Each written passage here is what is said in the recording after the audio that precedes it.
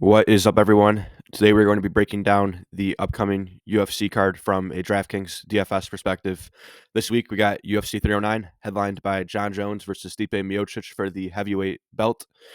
13 fight card, Madison Square Garden, pay-per-view. Really excited to talk about this today. I brought back the old ranking system, just like the elite play, the good play. And this will be in the DFS PhD Discord for those of you who want to check it out today or tomorrow. This isn't perfect. All of this is going to be relative to the contest you're playing and relative to the ownerships that we get later today. But I do think it's a good benchmark to have. But without further ado, let's go ahead and talk about this card. We'll start off with Bo Nickal versus Paul Craig. Bo Nickal, maximum price 9.8K. Bo Nickal, he's a wrestler. Comes from Penn State, very high level background in wrestling. He's a minus 1,500 favorite right here, and he is favored to win in round one. So yeah, he definitely has 110-point upside, and I think he's in play even at 9.8K. Some worrying factors would be he's fighting Paul Craig, who's a really good jiu-jitsu artist, and in theory, Bo Nickal getting takedowns is giving Paul Craig what he wants, because the only way Paul Craig can really win, and that's being a little bit hyperbolic, but the most likely way he's going to win is going to be by a triangle choke from bottom guard, and if Bo Nickal takes him down, he's giving him that opportunity. So I don't know if Bo Nickal's going to be shooting takedowns. I really don't. He could just knock him out on the feet. But nonetheless, I think in either path, there's a 100-point upside for him here. Paul Craig, I just said, I think if he wins, it's going to be by finish. It's going to be by submission. The problem is he's just not doing it that often. Plus 900 is kind of, it's really rough business in DFS, even at 6.4K. So for me, I think Paul Craig's a pass. He's just not winning often enough for me to want to play him. Moving on, we have David Onama versus Romero. This fight just got added a couple days ago. Onama, a big favorite, as expected. Let's see what I only really want to know what his round one line is. David Onama round one plus 210. It's not great. It's really not good for 9.7K. Definitely a weaker play than Nickal. And then Romero, another one of these guys that I don't believe is winning often enough for me to play. So probably a full fade. So we'll put Nickal as a good play, Onama as a pretty fringy play, and we'll leave out Romero and Craig. Moving on, Marcio Ruffy versus James Llontop. So I'll start off by saying this. I think this line is nonsense. I don't get how you bet Marcio Ruffy at minus 900. That's like pretty much what, like 85%, 88% implied. I don't believe he's 88% to win this fight or whatever it is. I do believe this line is based on hype. It's based on his last fight, doing the cool scissor sweep, the Conor McGregor comparisons, the fighting nerds camp that's been surging this year in MMA. I think this line's entirely based on hype. Now, should Marcio Ruffy still be a pretty big favorite? Yeah, just not this large. And with that being said, there is an argument for Marcio Ruffy being a good prediction strike play if that hype isn't already baked into that line as well. Because I just said he has a ton of hype on him. That's probably something you want to fade in the betting streets, but for prediction strike, that's probably something you want to be on. So I think that's definitely something to look into. But for DFS purposes, let's talk about this fight. Marcio Ruffy, he's plus 175 round one at 9.6K. It's okay, I guess. I mean, it's pretty fringy, to be honest. So I think Ruffy's an option, but not my favorite. And then Llontop, even though I think the line is wide, he's still just not winning that often to play him. But if I am going to take a shot on any of these 6K fighters, it would probably be Llontop, if I'm being honest. So take that for what you will. It's still probably a full pass. He's just not winning often enough on paper. But if I'm building 150, I might get to it. Moving on. Jon Jones, Stipe Miocic, main event, 5 rounds. Jon Jones is one of the best plays on the slate. He's got good win odds. He's minus 700 to win. He's got takedown upside. He's got finishing upside and or 5 rounds to work with, if not.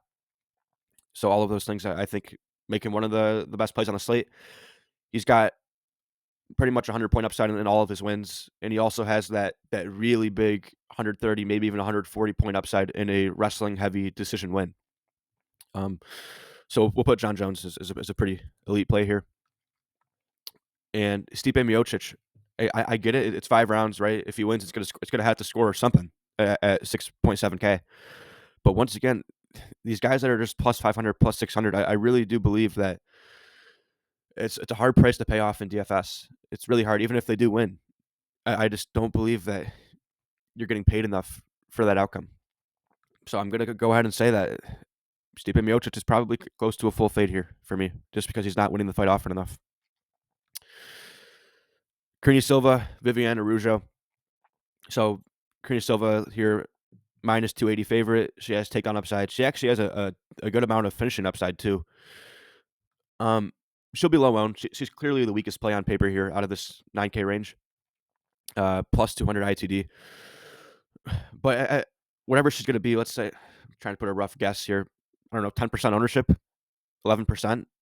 I'll take some shots on that. I do think that there's a world where she can get a finish here and compete with some of these fighters up here at just extraordinarily low ownership. So I'll put Silva. Actually, I'll put her as a fine play. I think especially if you're playing smaller field, single entry stuff, I think she's definitely I would rank her higher up. But for the pure MME, it's definitely I can't put her past fine just because the upside is there, but it's not as likely as a lot of these other fighters. So, and then Viviane Araujo plus 240. I don't see much upside, but I think it's one of these things where just because she's even semi-reasonable to win, plus 240, and all these other underdogs are plus 500, plus 600, I'm going to leave her in play just because of that. You just don't know. We've seen it on many weeks recently where any underdog that wins is good enough because we've been getting these really chalky cards where a lot of these favorites are coming through. Even just last week, we had Gerald Meerschaert made the optimal lineup in a loss because only one underdog won, which was Gaston Bolanos. So for that reason, I will leave Araujo in, but it's no priority for me whatsoever. Charles Oliveira, Michael Chandler. So this is the key fight on the slate, co-main event. It's extremely unlikely that this goes all 5 rounds. If it does, it's going to smash. So you have that, right? If it does go 5 rounds, it's going to do extremely well. If it doesn't, which it most likely is not, it'll also do extremely well. So I think you have many outs for this fight to get there. The guy that I would be like almost 100% confident in is Michael Chandler, 7.2K. If Michael Chandler wins here, it's very hard for me to see him not making the optimal.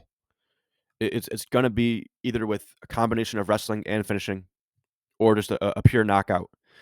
And at 7.2K, I think he's gonna get there at a very high clip in his wins. So definitely one of the best upside plays of the slate. And then Charles Oliveira, he has a similar amount of upside as Chandler. It's just he's priced a lot higher because he's the favorite. So he is certainly a great play as well. But I'm gonna rate him just a tiny bit below Chandler because of the pricing differential. But nonetheless, this is a fight that you're going to want to target. It's going to be popular, but for good reason. Oban Elliott versus Basel Hafez. Okay, so Oban Elliott's been getting a lot of steam here this week. He's up to minus 270. So you can argue that there's a bit of line value here on Oban Elliott, 8.8K. The problem is it's a 13-fight card. We really do want to prioritize upside, and that is what I'm not sure of. His ITD line is just awful for the price. And we take a look at his one decision win. He did put up 102, but that was when he was a big favorite, right? So do I think that he can have this type of performance, 100-plus strikes, 10 minutes of control time versus a guy like Basel Hafez? I don't think it's very likely. So Oban Elliott, I think there's a key distinction here. For small field single entry stuff, I think Oban Elliott's a great play because you don't really need to go for that huge ceiling. But for the MME contests, I think Oban Elliott's a pretty weak play. So I guess that means we'll put him in the fine category. And Basel Hafez, negative line value isn't great, but for MME, we don't care all that much about that. He's still plus 230. It's not bad. And I think he has a big ceiling here. Better ITD line, potential takedown upside, big power upside on the feet, 7.4K. I think Basel Hafez is another one of these guys that for an MME ceiling play, I think he's perfectly fine. Next up, we have Veronica Hardy versus Eduardo Moura. Eduardo Moura, I think, is one of the best underdogs on the slate in DFS. Plus 120 to win for starters. Plus 120 to win at 7.5K. That's a pretty decent amount of line value. You add in the fact that she has wrestling upside, and you add in the fact that she has a tiny bit of finishing upside. Not great, but it's still a bit. And you add in the fact that she's fighting someone who has a really bad ITD line, which means that she can put up a floor if she does lose. I think it makes her one of the most well-rounded underdogs on the slate. So for that reason, I think that she's a very good play. MME, single entry, cash, all contest types. Eduardo Moura is a great play. Veronica Hardy, negative line value, awful ITD line. Don't see any takedown upside in this matchup, so it's probably a full fade. Next up, we have Damon Jackson, Jim Miller. I like both sides. Two older guys, two veterans of the sport going at it. Damon Jackson, he has very good takedown upside and jiu-jitsu control. And then Jim Miller has, I believe, early knockout upside here. Plus 200 ITD at 7.6K. Yeah, good enough for me. Damon Jackson, decent ITD line with the combination of his fight style with the wrestling. I think it makes him a good play as well. So I'll take both sides of that in pretty much all contest types. Moving on, we have Eric Anders, Chris Weidman. This fight off the bat, it doesn't look too great from a ceiling perspective. We'll mention the first part of this. Chris Weidman has a bit of line value here, 7.7K, even money, pretty much pick him to win. So that makes him fine for single entry and small field stuff. But for MME, I mean, could he get a couple of takedowns? Maybe. But his ITD line is awful. I mean, if he puts up an 80-point decision here, 85-point decision, is that enough at 7.7K? It could be. It depends on how the slate plays out. It depends on how many underdogs win, right? So I don't know for sure. So for that reason, I'll leave him in as a fine play. Probably not my favorite target for MME. And then Eric Anders, awful ITD line, negative line value. Really, it's an awful play on paper. It just is. But if you're trying to get unique, I do think I'd be willing to play the Eric Anders side and just hope for a knockout or something like that. I think it's going to depend on ownership for me. If I check ownerships tonight and he's like 20%, I probably have little to no interest in it. But if I check ownerships and Eric Anders is 15%, maybe I'll take a shot. So Eric Anders, I'll put him as a very fringy play right now. It's entirely going to depend on his ownership for me as to whether I want to play him or not. Next up, Marcus McGhee, Jonathan Martinez. Marcus McGhee, slight favorite. Jonathan Martinez, plus 110, coming back as an underdog. Martinez, I don't see any fantasy upside here. Awful ITD line. His win condition is usually staying on the outside, using his leg kicks, fighting his way to a decision. That's just not a high-scoring path at 7.8K. So I think he's pretty much a pass. Marcus McGhee, he has knockout upside. He has some takedown upside. Now, the most likely outcome is that Marcus McGhee does win a close decision here, and that won't score well. But out of the two fighters, he has just all of the fantasy upside in my mind. So we'll put McGhee here as a fine play.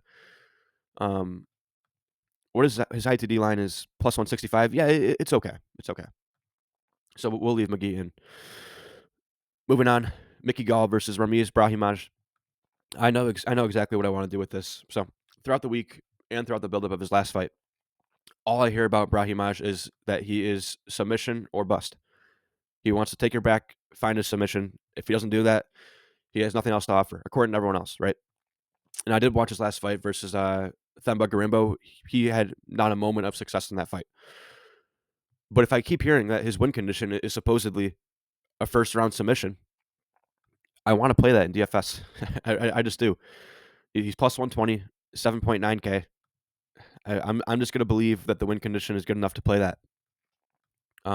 Everyone seems to hate this play, so maybe it becomes extremely low owned. I don't know, but it's definitely something that I want to be on this week. Mickey Gall, the upside is hard to see. I mean, plus 255. I guess it's fringy at best, so we'll leave Mickey Gall in here as a fringy play. It might work out just because of the pricing, right? He's only 8.3K. You don't need a ton. He could get there in an 85-point decision win. You never know. So we'll leave him in, but Brahimaj is definitely the preferred side in DFS. Last but not least, Marcin Tybura versus Johan Diniz. So pretty binary matchup here on paper. You got Diniz, who's the striker, and you got Marcin Tybura, who's the well-rounded fighter, a.k.a. the grappler in this matchup. He should be grappling in this fight. avoiding the power of Diniz. And if Tybura succeeds, I think he can find a ton of top time, a ton of control time, takedowns, and potentially find a finish. Both guys, pretty elite ITD lines here. It's right in the mid-range. This fight looks extremely good. Diniz, knockout upside. Tybura, top time upside, as well as finishing upside himself. And it's only 8.2K, 8K. I think you want to get to both sides pretty heavily. So that's going to do it for this week.